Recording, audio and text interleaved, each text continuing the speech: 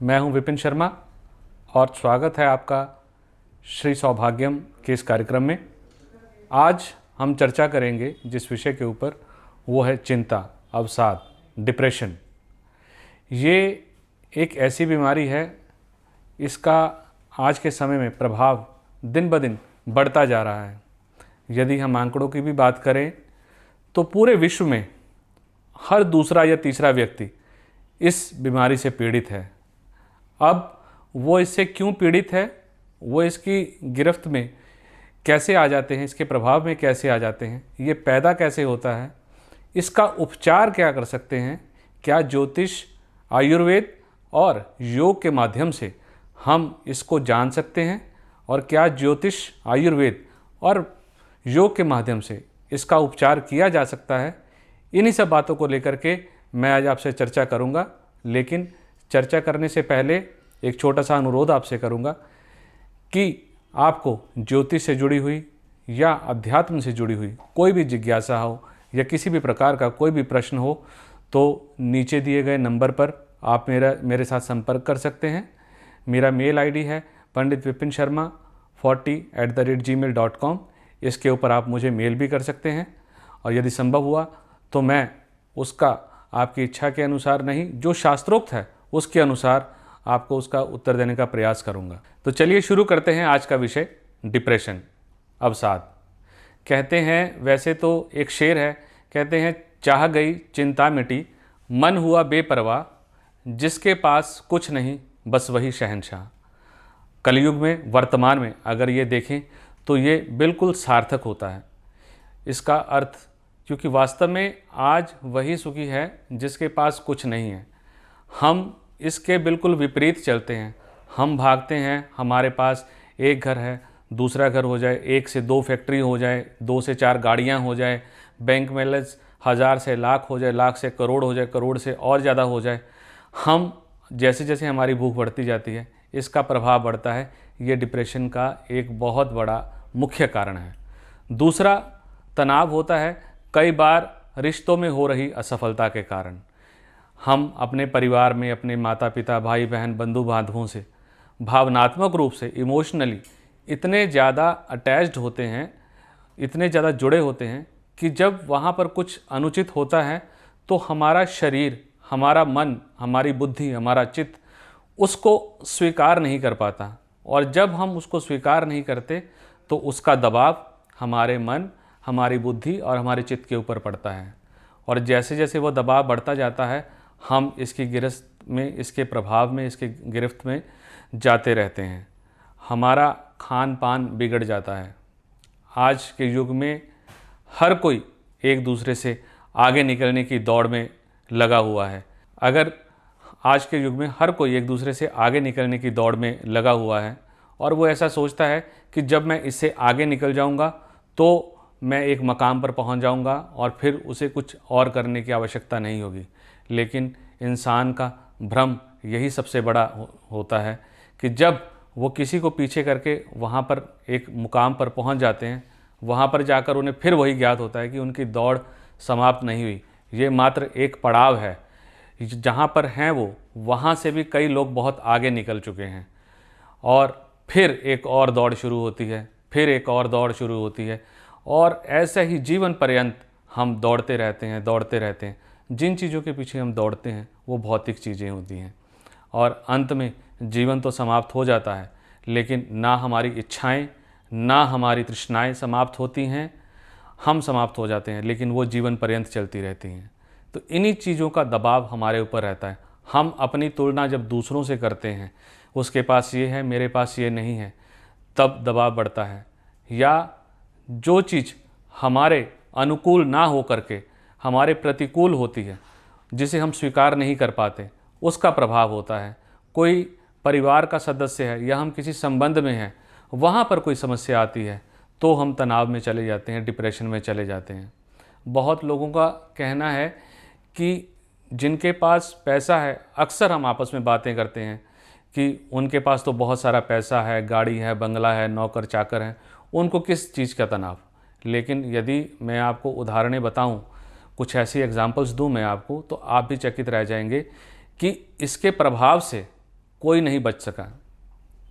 यदि बॉलीवुड की बात करें तो किंग खान, जिसे हम शाहरुख खान, जिनको हम किंग खान के नाम से जानते हैं, उनकी इतनी ज़्यादा सर्जरीज़ हुई हैं चोटें लगने के कारण कि वो भी एक समय ऐसे आया था कि वो तनाव में रहे।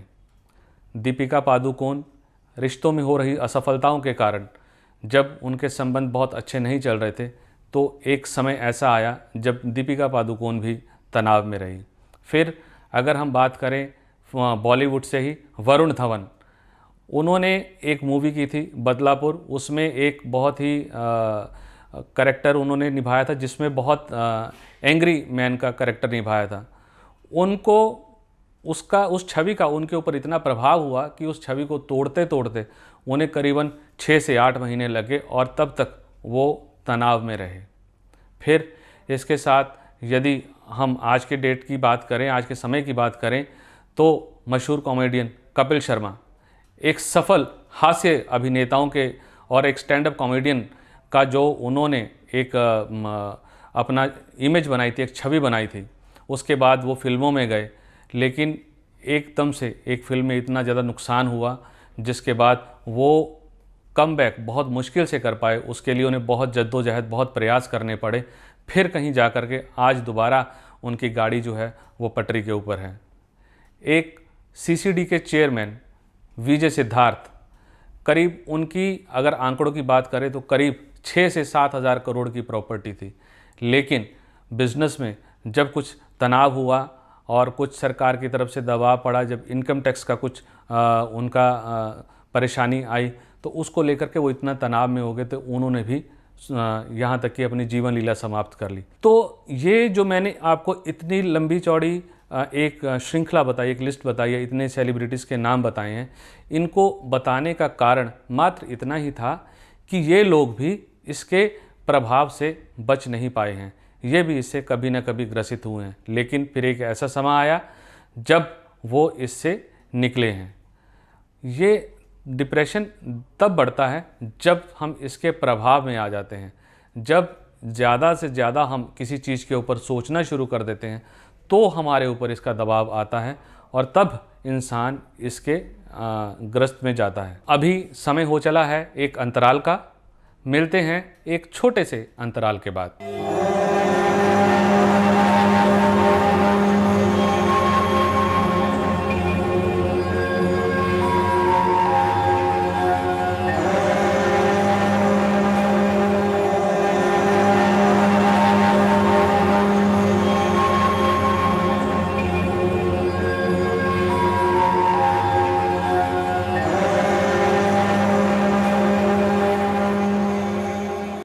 एक बार से फिर आपका स्वागत है। चिंता, अवसाद और डिप्रेशन, इसके ऊपर हम बात कर रहे थे और मैं आपको बता रहा था कि ये होता कैसे है। जब हमारे, जैसे मैंने पहले बताया, मन और बुद्धि के ऊपर, दिमाग के ऊपर बहुत दबाव पड़ता है, तब हम इसके प्रभाव में जाते हैं। एक बहुत छोटा सा सूत्र है हमेशा कि यदि आपने अपने आप को स्वस्थ रखना है, निरोगी रखना है, शरीर को बलवान बनाना है, तो उसके लिए आप जिम जाते हैं, एक्सरसाइज करते हैं। लेकिन मन के मामले में ये बिल्कुल उलट है। यदि आपको किसी भी प्रकार का कोई तनाव है, टेंशन है, तो उसके ऊपर ज़्यादा दबाव डालने से वो समाप्त नहीं होगा, बल्कि उसके ऊपर दबाव कम करने से आपका तनाव कम होगा। मन को जितना आप स्वस्थ रखेंगे उतना आप स्वस्थ रहेंगे, आप प्रसन्न रहेंगे, तनाव के गिरफ्त में नहीं आएंगे। वहीं शरीर का उल्टा है। शरीर को हृष्ट पुष्ट बनाने के लिए शरीर से ज़्यादा काम लेना पड़ता है, शरीर को मजबूत बनाने के लिए। अब जैसे मैंने आपको बताया कि ये बीमारियां हैं, अब जो तनाव में होते हैं उनके अंदर लक्षण कैसे पाए जाते हैं? सबसे पहला लक्षण तो यही होता है कि उनका विचार एक जगह पर अटक जाता है दिमाग में। ये एक विचार है, एक मनोरोग है और ये दिमाग में एक जगह पर अटक जाता है और वहाँ पे प्रश्न चिन्ह लग जाता है। हमारे पास उसका उत्तर नहीं होता और जब तक हम उसका उत्तर नहीं ढूंढते तब तक हम उसी अवस्था में रहते हैं। दिन बदल जाते हैं, मौसम बदल जाते हैं, कई बार इससे निकलने में वर्ष निकल जाते हैं, लेकिन जब तक वो प्रश्न चिन्ह को हटा करके वहाँ पे पूर्ण विराम नहीं लगाते हम, तब तक हम उसी अवस्था में रहते हैं। इसको डिप्रेशन बोलते हैं। और जब हम एक अवस्था में हैं, हमारा विचार एक जगह पर रुक गए हैं, वहाँ पर आकर प्रश्न चिन्ह लग गया है, तो हमारी दिनचर्या प्रभावित होती है, क्योंकि हमारे जीवन में संतुलन जो है वो बिगड़ गया है, हमारा खान पान बिगड़ जाता है। और कई बार इंसान तनाव से मुक्त होने के लिए नशे की गिरफ्त में चला जाता है, नशे का सेवन करते हैं और खाना पीना जो है वो हमारा छूट जाता है। जब खाना पीना छूट जाता है तो उससे शरीर में जो रोग प्रतिरोधक क्षमता होती है, जिसको हम इम्यूनिटी सिस्टम बोलते हैं, वो कमज़ोर हो जाता है। क्योंकि डिप्रेशन में आपका सबसे बड़ा जो सहायक सिद्ध हो सकता है चीज़, वो है आपका इम्यूनिटी सिस्टम, रोग प्रतिरोधक क्षमता। आपके अंदर, शरीर के अंदर की ऑक्सीजन, आपके शरीर के अंदर जितनी ऑक्सीजन पर्याप्त मात्रा में होगी, इसीलिए बोला जाता है कि आप खुली हवा में जाइए। उसका कारण मात्र यही है कि आपको एक फ्रेश एयर, ऑक्सीजन आपके शरीर में पूरी जाए और जो आपके प्राण वायु है वहाँ तक वो ऑक्सीजन पहुँचे और आपको शारीरिक और मानसिक रूप से स्वस्थ रखें।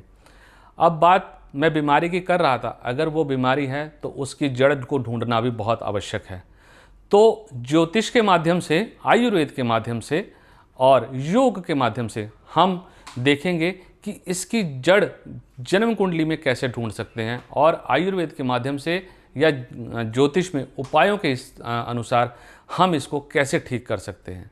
तो अगर जन्म कुंडली की बात करें, जन्म कुंडली में यदि आपकी जन्म राशि 4, 8 और 12 जलीय राशि यानी कि कर्क, वृश्चिक और मीन राशि हैं और वो पाप प्रभाव में हैं, यानी कि उनके ऊपर पाप प्रभाव है, या 4, 8, 12 राशियों के स्वामी पीड़ित हैं, वो संबंध बना रहे हैं 6, 8, 12 के साथ, तो हम बोल सकते हैं कि ऐसे लोग, ऐसे जातक या जातिका तनाव में बहुत जल्दी चले जाते हैं। और वो कब जाते हैं? जब दशा अंतरदशा उस प्रकार की आती है जो उनको प्रभावित कर सके। दूसरा, जैसे मैंने थोड़ी देर पहले बताया, ऑक्सीजन की बात करी, तो ऑक्सीजन का संबंध ज्योतिष में बृहस्पति के साथ है। और जो मैं प्राण वायु की बात कर रहा था, जो हमारे नर्व्स में, नाड़ियों में जो प्राण वायु का प्रवाह होता है, वो जो नाड़ियों के ऊपर आधिपत्य है वो है बुध का। तो यदि जन्म कुंडली में आपके बृहस्पति देव और बुध दोनों पीड़ित होंगे, क्योंकि यदि एक का संबंध ज्ञान से है, गुरु का, तो बुध का संबंध बुद्धि से है। यदि ज्ञान नहीं होगा तो अज्ञान रहेगा। प्रकाश अंधकार से निकालने के लिए मात्र प्रकाश ही काम आता है। तो यदि आपका बृहस्पति, गुरु पीड़ित होंगे जन्म कुंडली के अंदर और साथ ही बुध भी पीड़ित होगा, तो भी ऐसे लोग डिप्रेशन में जाते हैं, या इनकी दशा अंतरदशा आने पर भी इनको ऐसे अनुभव देखने में मिलते हैं। और इसके साथ साथ यदि हम नक्षत्र की बात करें, तो जिनका भी नक्षत्र कृतिका, रोहिणी, अश्लेषा, मघा, स्वाति, रेवती ये नक्षत्र हैं, ये नक्षत्र के स्वामी यदि पीड़ित हैं या उनका जन्म इन नक्षत्रों में हुआ है और वो पीड़ित हैं, तो भी ऐसे लोग डिप्रेशन का शिकार बहुत शीघ्र हो जाते हैं। जैसे मैंने लग्न की बात करी, आपको लग्न बताया मैंने, जन्म राशियां बताई 4, 8, 12, तो उसके पीछे का कारण ये है कि ये जलीय राशि हैं, और जलीय राशि जो है इनके ऊपर इसका प्रभाव बहुत अधिक होता है और बहुत जल्दी पड़ता है। जलीय राशि के ऊपर इसका प्रभाव क्यों पड़ता है, ये किसी और दिन मैं जब आपसे नाड़ी दोष की चर्चा करूंगा उसमें आपको वैज्ञानिक तरीके से इसको समझाने का प्रयास करूंगा। आयुर्वेद के माध्यम से हम डिप्रेशन से कैसे मुक्ति पा सकते हैं? सबसे पहले है हमारा खान पान। यदि हम डिप्रेशन में हैं या आपके परिवार में कोई भी सदस्य तनाव में है और वो इस बीमारी से ग्रसित है, तो सबसे पहले हमारे को उनका खान पान अच्छा करना पड़ेगा। अक्सर होता बिल्कुल इसके विपरीत है। जो तनाव में होता है उनका भोजन जो है वो भी गरिष्ठ हो जाता है। गरिष्ठ में से मेरा तात्पर्य है भारी भोजन, हैवी मील्स, जैसे मांसाहार हो गया, और इसके साथ जो हम ये फास्ट फूड हो गया जिसमें हम स्नैक्स खाते हैं, बर्गर्स खाते हैं, पिज़्ज़ा खाते हैं, इनका ये हमारे शरीर में पूर्ण रूप से डाइजेस्ट नहीं होते, इनको हमारे जो पाचन तंत्र है इतनी जल्दी स्वीकार नहीं करता, इनको डाइजेस्ट होने में कम से कम 1 दिन का या उससे ज़्यादा का समय लगता है। और एक इंसान अगर वो बीमार है और उसके शरीर के एक भाग में अगर इतनी भारी चीज़ें पड़ी रहेंगी जो कि पाच्य नहीं होती, तो वो और ज़्यादा इसकी चपेट में जाएगा। तो करना क्या चाहिए? ज़्यादा से ज़्यादा हल्की चीज़ों का सेवन करना चाहिए, ऐसी चीज़ें जो बहुत हल्की हों खाने में और हमारे शरीर को वो ऊर्जा भी दें और हमारे को पच भी जाएं, ऐसी चीज़ों का सेवन करना चाहिए। फलों का सेवन अधिक से अधिक करना चाहिए। ज़्यादा से ज़्यादा लोगों के बीच बैठना चाहिए, क्योंकि ये एक ऐसा शत्रु है डिप्रेशन जो आपको मारेगा तब जब आप अकेले होंगे। जब आप लोगों के बीच में होंगे तब इसका प्रभाव आपके ऊपर नहीं आएगा। तो अगर आपके परिवार में कोई भी सदस्य है तो उसको बिल्कुल भी अकेले मत रहने दीजिए। जो गहरे रंग हैं, काले, हरे, इनसे दूर रखिए और ज़्यादा से ज़्यादा लोग उनके साथ बैठ के समय बिताएं। जिस रूम में वो सोते हैं उनके शयन कक्ष में ऐसे पौधे लगाएं जो आपको ऑक्सीजन देते हैं। जैसे आपका एरिका पाम है, ये 24 घंटे हमको ऑक्सीजन देता है। एक स्नेक प्लांट आता है, वो आप लगा सकते हैं, वो भी ऑक्सीजन देते हैं। इसके साथ अगर आप उनको लेकर के बाहर जाएं, क्योंकि डिप्रेशन के लिए आप अपने आप को कमरों में बंद करके मत रखिए। अगर डिप्रेशन है उससे निकलना है तो आपको खुले में आना पड़ेगा, जैसे मैंने पहले बताया। तो बाहर आकर के खुले में किसी पार्क में, ग्राउंड में, घर की छत पे आप योग कीजिए। योग का मतलब है संतुलन, आपके श्वास और शरीर और श्वास के बीच के संतुलन का नाम ही योग रखा गया है। और योग के ऊपर भी बहुत जल्दी आपसे चर्चा करूंगा, अष्टांग योग के क्या नियम है, लेकिन अभी मैं डिप्रेशन की बात कर रहा हूँ। योग में आपको कौन से आसन करने चाहिए जिससे आप इससे निकल सकते हैं? तो सबसे पहला आसन है भ्रामरी आसन। यहाँ तक है कि ये हमारे शरीर के, मस्तिष्क के नाड़ी तंत्र को बिल्कुल प्रफुल्लित कर देता है, बिल्कुल पूरी तरह से एक्टिव कर देता है। और यदि आप उसको दिन में सुबह बाहर खुली हवा में 15 से 20 मिनट के लिए अगर आप उसको करते हैं तो आपको बहुत ज़्यादा लाभ मिलेगा। इसके साथ सूर्य नमस्कार, मैं आपको यहाँ बताना चाहता हूँ, सूर्य नमस्कार में मात्र सूर्य नमस्कार आसन एक है, लेकिन उसमें 12 प्रकार के आसन आते हैं और उससे हम अपने कई प्रकार के रोगों का शमन कर सकते हैं। तो डिप्रेशन भी उसमें से एक है। तो सूर्य नमस्कार कीजिए। नाड़ी शोधन, अनुलोम विलोम, इसको अवश्य कीजिए। प्राणायाम कीजिए। नाड़ी शोधन से जब हम श्वास लेते हैं और उसके बाद उसको कुछ देर के लिए होल्ड करके फिर उसको छोड़ते हैं, तो इसका मतलब है कि हमारे शरीर के अंदर से जो टॉक्सिन्स हैं उनको हम बाहर निकाल रहे हैं और फ्रेश एयर को खींच रहे हैं। तो एक तरफ से सांस ले रहे हैं, एक तरफ से सांस छोड़ रहे हैं, तो शुद्धिकरण होता है एक प्रकार का। तो ये बहुत अच्छा आसन है। इसके साथ साथ आपको खाने में लौकी, रसदार फल, नारियल का पानी और कुछ ऐसा काम जिसको करने में आपको बहुत खुशी महसूस होती हो, चाहे वो कोई सेवा कार्य हो, आपका गाना सुनना है, आपका लिखना है, आपको खाना बनाने का शौक़ है, कुछ भी ऐसा जिसको करने से आपको खुशी महसूस होती हो, अगर आप ऐसा काम करेंगे तो बहुत जल्दी आप इस समस्या से और इस बीमारी से आप बाहर निकलेंगे। तो आज के लिए बस इतना ही। फिर किसी दिन किसी और विषय को लेकर के आपके समक्ष आऊँगा। जाते जाते प्रभु भोलेनाथ और माँ भगवती से प्रार्थना करता हूँ, उनके चरणों में प्रार्थना करता हूँ, वो आप सबको स्वस्थ रखे, प्रसन्न रखे और आप अपने जीवन में बहुत बहुत उन्नति करें। ओम नमः शिवाय।